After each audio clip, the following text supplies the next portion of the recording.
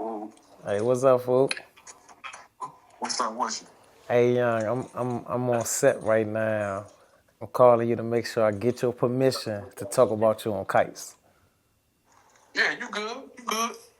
All right, that's a bad. Yeah. I just wanted to make sure, cause you know, Nah, you you, good, bro. yeah, cause it's funny, cause they like one like they don't even know the half. You hear me? Man, what? I'm about to knock it out. And I'm gonna call you afterwards. Look, look, diamond dance on my teeth, 100 bands on my jeans. Got some niggas that's gone, pray my niggas get free. Young E class, welcome to Kites. Nah, my bad, y'all. Man, what's up? Welcome to Young E Class Kites. We here with episode 8. And as y'all can see from the phone call, I just called my man Chris to make sure I could talk about him. But yeah, this my dog, this my man. So I wanna talk about this episode, like meeting guys in jail, and you know what I'm saying, you becoming friends and XYZ and things like that. How me and Chris met. Chris was crazy. Chris stayed on lockdown all the time. But let's get into it. All right, so I met Chris on lockup. Like, if y'all remember episode 1, I told y'all because I had a high profile case, they sent me down 5. So I was down 5, cool, and doing me, I'm behind the door for real. So all the juveniles wrecked together. So every time we come out, it normally be probably only like 5, 6, 7, 8 juveniles on lockup at one time, down 5.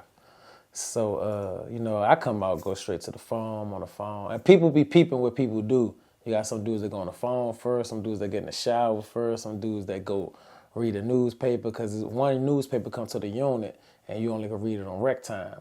But the juveniles normally come out first, so we get access to it. But the adults used to be blown because sometimes we cut stuff out the paper. You don't supposed to, but we're like, if you see something in the metro section about your neighborhood, about somebody getting killed, or the obituary section, or something in the sports joint, or you don't got enough time to read the sports section, you might rip the whole joint out, fold it up, put it in your pocket, take it in the cell. So by the time the adults come out, there's nothing in there to read, and they blown. So yeah, so everybody peeping what everybody do, and if dudes don't know each other, you ain't gonna automatically talk.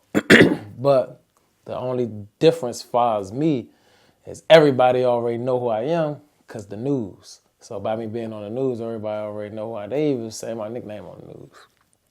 So one day I was out and I was on the phone, and I just hear like one of the most notable signs in prison is feet shuffling. Like, skit, skit, skit, skit. Like you hear people feet shuffling. Hey, skit, skit, skit. And I see a dude slide. I'm like, what the? And then the ERT, that's emergency response team, big black bouncer type dudes, they COs, they like come down for like fights, rides, and all that. So they make everybody get down, spray the pepper spray everywhere and all that. And if you buck, they beat you. They got a couple bodies down there. They done crush some dudes. So yeah, so dude slides, face all, whatever. And then I see this dude come through in handcuffs. So he was looking at me, and I was like, when you get, like, you looking at somebody and they catch you looking at them, now you ain't gonna break the look because you don't want. So I just was looking back at him, and they gave me a head nod, so I gave him a head nod. And they took him wherever the hell they took him. That was Chris. So that was incident number 1. Then I'm in the cell one day. I ain't come out from rec because I was tired. Because sometimes the rec be early, sometimes the rec be late. It depends on the officer. Sometimes whenever they let us out, and I hear the same thing. Oh yeah, hey. I hear all the commotion. I run to the door. Chris beating somebody, like beating them. I'm talking about beating them. And then I'm looking. He look at my cell. I'm looking at him out the cell, and he head nod me again.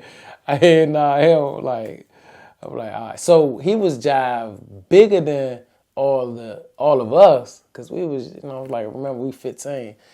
He just bigger than everybody, so I thought he was an adult. So in my mind, I'm thinking, they keep accidentally letting an adult out with the juveniles, and he just whooping them, like he just crushing them.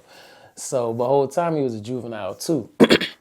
So if you watched episode 2, I talked about Mr. Neverson. Mr. Neverson, he was the like the coordinator or the director or something for the juvenile unit for 11A.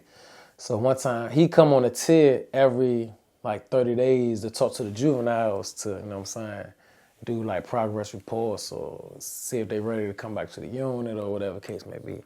So one time he was down there talking to Chris. That's how I found out he was a juvenile. So I'm looking out the cell and I heard Chris say, man, I ain't going for that. So I'm looking down, and Neverson basically like, you never gonna come back to the unit. Like, with that attitude, you never gonna come back to the unit. So he's like, F it. He's like, man, I don't care about that unit or whatever. And mind you, Chris been down 5 so long, he got pulled. He got pulled with the adults, he got pulled with the officers. So one day we out for rec, I was on the phone, and he asked me for a 3-way. He's like, man, make a 3-way call so he could let his mother know something, to send him some bread or something. So, you know what I'm saying, I did it. And he like, man, like basically he was like, man, you know what I'm saying, I seen you on the news or whatever. I'm like, oh yeah. He like, yeah. He like, man, we probably know a lot of the same people. So I was like, oh yeah. So, you know what I'm saying, he told me where he from. I was like, oh yeah. I couldn't remember who exactly we knew in common, because we talking this a brick ago. But we just started talking, so that was the icebreaker between guys in there letting down their guard, letting down their ego, and just being transparent with one another, just talking cool and laughing. So kind of find out, I don't want to get into his charge, but his charge he was locked up for murder.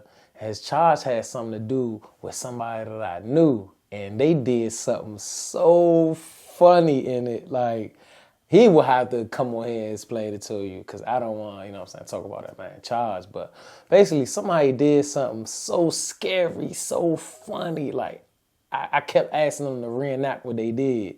And he always do, and we'd be laughing.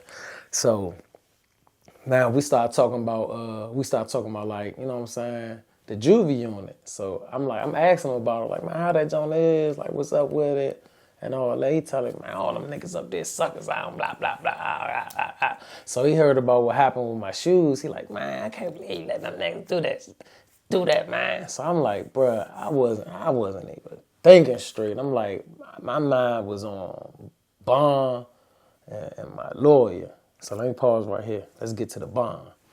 So I goes up for the bond hearing. Gets denied. Bond denied. No bond status. No going home house arrest. None of that. I'm gonna be in jail. So basically, we in a bond hearing, and they bring up the fact that I had a charge when I was 11, an armed robbery jump.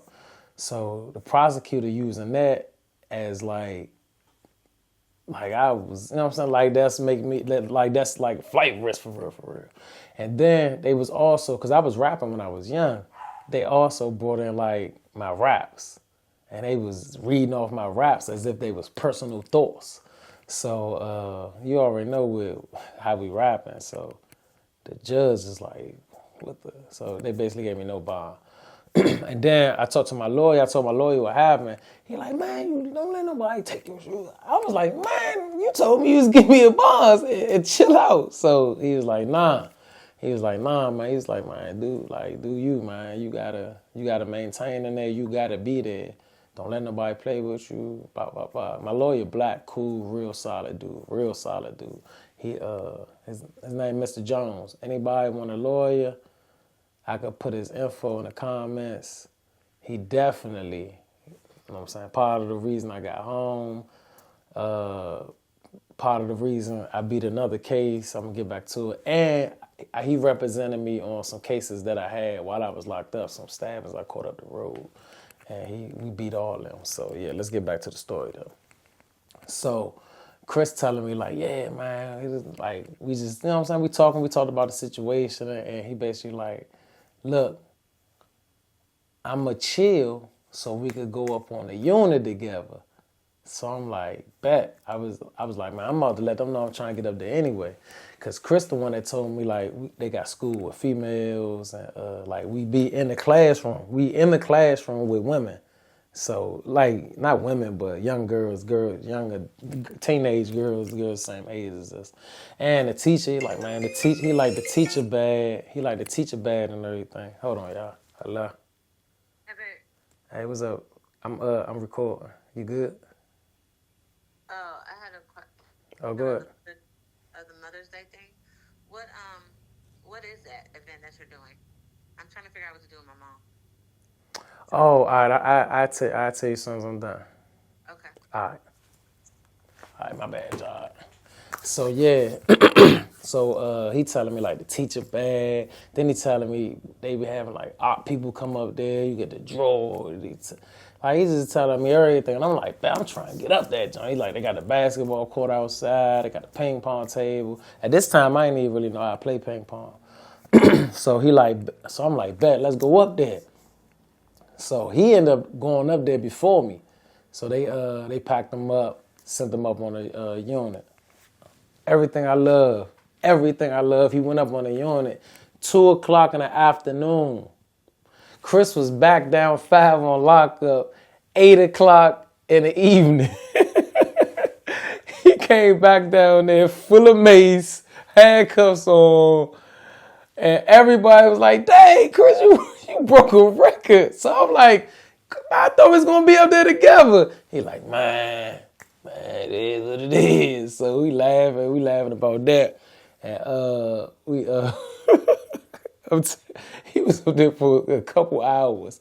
And I was trying to figure out, because I'm like, you go on phase 1 before you go. It ain't like you just go up there and get straight population. You go on phase 1 first. You be on the little week lockdown to earn the points or whatever. So I was like, whatever, man. So so one morning, me and Chris got caught together. So we go to court. I told part of this story in one of the previous episodes that you're going to see. But so we go to court, and just so happen, why we see the dudes that take my shoes.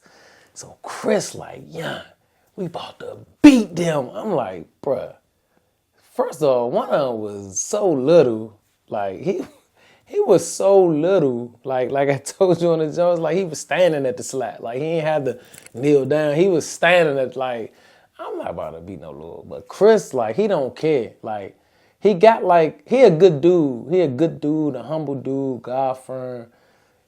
You would think he was a bully, but he not. He not no bully. He not gonna let you play with him in no form. He not gonna let you joan on him. He not gonna let you talk about him.